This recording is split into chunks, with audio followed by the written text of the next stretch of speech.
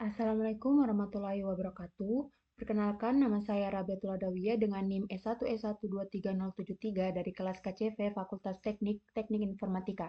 Pada kesempatan kali ini, saya akan membahas mengenai kodingan pengenalan pola. Pengenalan pola merupakan salah satu cabang penting dalam bidang kecerdasan buatan yang memungkinkan sistem komputer untuk mengenali, mengklasifikasikan, dan mengambil keputusan berdasarkan data yang diberikan. Dalam video ini, saya akan menjelaskan beberapa kodingan dari e-book untuk dibahas lebih lanjut. Dengan adanya pembahasan ini, diharapkan kita dapat memahami bagaimana pola dan struktur dari kodingan pengenalan pola tersebut. Demikian pengantaran dari saya dan selamat menyimak penjelasan selanjutnya.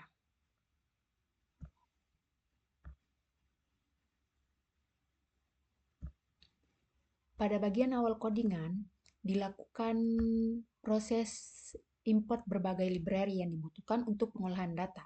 Library di bagian OS, tar file, dan urli request, serta mengunduh dataset adalah digunakan untuk mengelola file serta mengunduh dataset dari internet. Kemudian import pandas, numpy, dan matplotlib adalah hal untuk membuat visualisasi seperti histogram. Selain itu, digunakan juga untuk crc32 dari zlib untuk membuat fungsi hashing dalam pembagian data yang stabil serta train test split dari scikit-learn untuk membagi dataset secara praktis. Lalu untuk yang kedua, pada bagian download dan ekstrak data, ditentukan alamat URL dataset serta lokasi penyimpanan di komputer. Fungsi fetch hosting data dibuat untuk mengunduh dataset dari internet dan mengekstraknya ke dalam folder lokal. Fungsi ini akan membuat folder jika belum tersedia, kemudian mengunduh file dalam format TGZ dan mengekstraknya menjadi file CSV. Proses ini penting agar dataset tersedia secara lokal sebelum digunakan. Selanjutnya adalah, setelah kita mengadakan dataset tersebut, dibuatlah fungsi load hosting data yang bertugas membaca file data frame atau hosting CSV menggunakan pandas dan mengubahnya menjadi data frame. Data frame ini akan menjadi dasar untuk seluruh proses analisis berikutnya. Kemudian dibuat lagi fungsi split train test yang digunakan untuk membagi dataset menjadi data training dan testing secara acak. Fungsi ini bekerja dengan mengacak indeks data menggunakan NumPy. Lalu mengambil sebagian data sebagai test set berdasarkan rasio yang ditentukan dan sisanya sebagai training set. Namun, metode ini memiliki kelemahan, yaitu hasil pembagian bisa berubah setiap kali program dijalankan.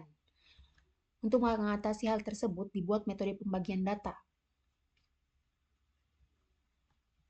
yang lebih stabil menggunakan hashing. Fungsi test check itu adalah kita gunakan algoritma CRC32 untuk menghasilkan nilai hash dari identifier setiap data.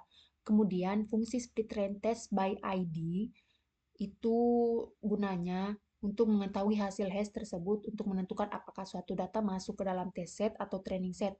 Metode ini memastikan bahwa pembagian data tetap konsisten meskipun dataset diperbarui. Pada bagian main program atau program utama, pertama kali fungsi di-download dijalankan untuk memastikan dataset tersedia. Kemudian dataset dimuat dalam variabel hosting. Lalu dilakukan eksplorasi data menggunakan beberapa perintah seperti head untuk melihat beberapa baris pertama data,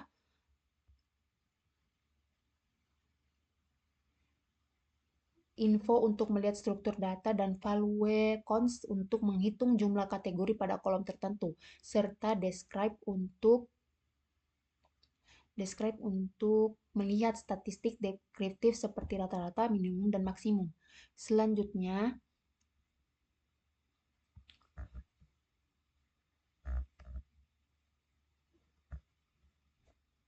nah, pada output hasil eksplorasi data, pada bagian awal, yaitu head, ditampilkan 5 baris pertama dari dataset. Bagian ini bertujuan untuk memberikan gambaran awal mengenai isi data yang akan dianalisis. Terlihat bahwa dataset ini berisi informasi terkait perumahan seperti lokasi geografis, lalu ada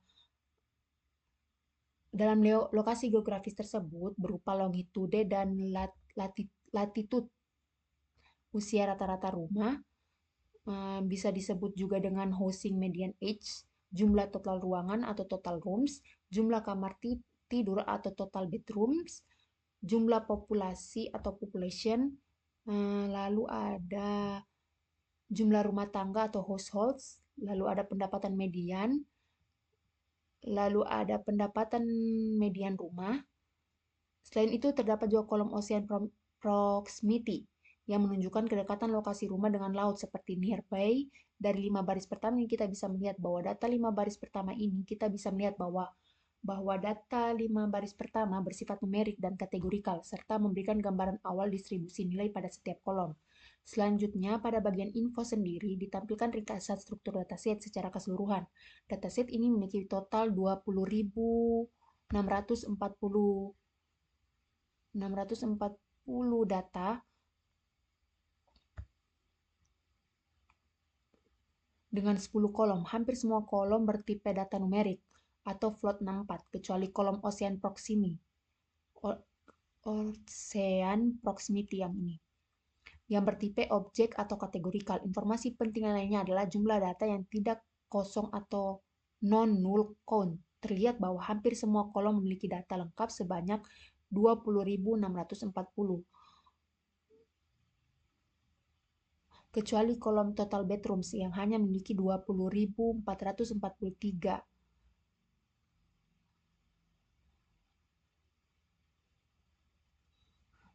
Hal ini menunjukkan adanya data yang hilang atau missing values pada kolom tersebut yang nantinya perlu ditangani dalam proses pre-processing.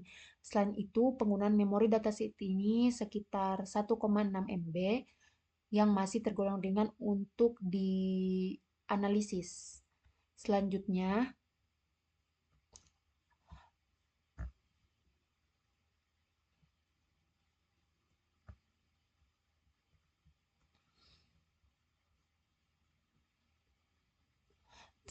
ada output dari visualisasi.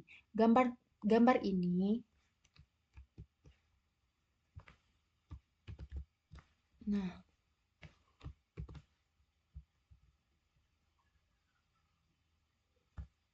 gambar ini menampilkan histogram dari beberapa fitur dalam dataset kemungkinan data perumahan California. Secara umum, distribusi setiap variabel memiliki karakteristik yang berbeda.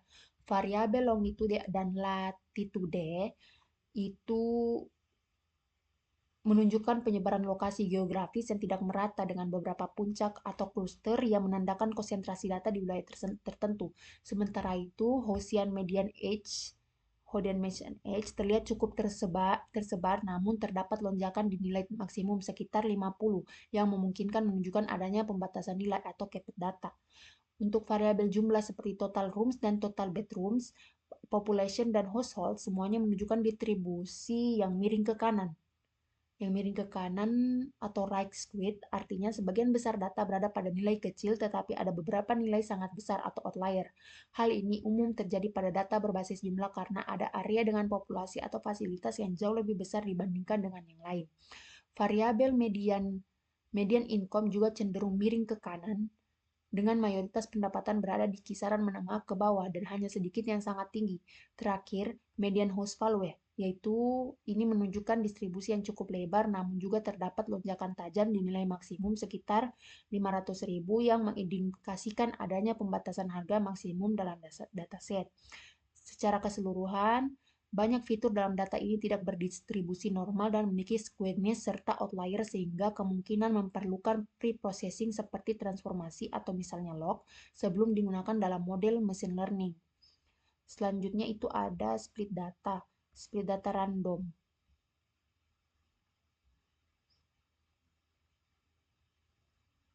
Nah, setelah dataset tersedia, semuanya itu langsung di split data random, data split dengan seed, dan split stabil atau indeks yang digunakan untuk membagi dataset menjadi data training dan testing secara acak. Fungsi ini bekerja dengan mengacak indeks data menggunakan NumPy, lalu mengambil sebagian data sebagai test set berdasarkan rasio yang ditentukan dan sisanya sebagai training set. Namun, metode ini memiliki kelemahan yaitu hasil pembagian bisa berubah setiap kali program dijalankan. Pada tahap berikutnya, dilakukan beberapa metode pembagian data. Pertama adalah pembagian secara acak menggunakan fungsi yang telah dibuat sebelumnya. Kemudian dilakukan pembagian dengan menggunakan seed atau NP random seed 42 agar hasilnya tetap sama setiap kali dijalankan.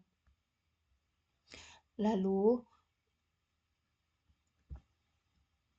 dilakukan pembagian stabil menggunakan identifier berupa indeks serta menggunakan kombinasi longitude dan latitude sebagai identifier. Metode ini memastikan bahwa data tidak berubah posisi antara training dan testing meskipun dataset diperbarui. Selain itu juga digunakan juga fungsi train test split dari sklearn sebagai cara yang lebih praktis untuk membagi dataset dengan parameter test size untuk menentukan proporsi data testing dan random state untuk menjaga konsistensi hasil. Lalu terakhir itu kita lakukan proses stratified sampling dengan membuat kolom baru bernama income-cat. Income-cat sendiri menggunakan PDCAT untuk mengelompokkan nilai median income ke dalam beberapa kategori. Tujuan dari stratified sampling adalah memastikan bahwa distribusi kategori dalam data training dan testing tetap seimbang. Setelah itu ditampilkan distribusi kategori menggunakan value counts dan divisualisasikan dengan histogram untuk melihat persebaran data. Secara keseluruhan, codingan ini menjelaskan proses awal dalam machine learning, yaitu pengambilan data, eksplorasi data, serta berbagai metode pembagian dataset yang baik agar model dapat dilatih dengan data yang representatif dan tidak bias. Nah, pada tabel berikut ini, pada output stratified sampling, grafik tersebut menunjukkan distribusi kategori pendapatan income-cat dalam dataset. Terlihat bahwa 3 kategori memiliki tujuan data terbanyak, yaitu sekitar 7.236, diikuti oleh kategori 2 dengan nilai sekitar 581 data. Hal ini menunjukkan bahwa sebagian besar data berada pada kelompok pendapatan menengah. Kategori 4 dan 5 memiliki jumlah yang lebih sedikit masing-masing sekitar 3.639 dan 2.362 yang mengindikasikan bahwa hanya sebagian kecil data yang termasuk dalam kelompok pendapatan tinggi. Sementara itu, kategori 1 merupakan yang paling sedikit, yaitu sekitar 822 data, sehingga kelompok pendapatan rendah relatif jarang dalam dataset ini.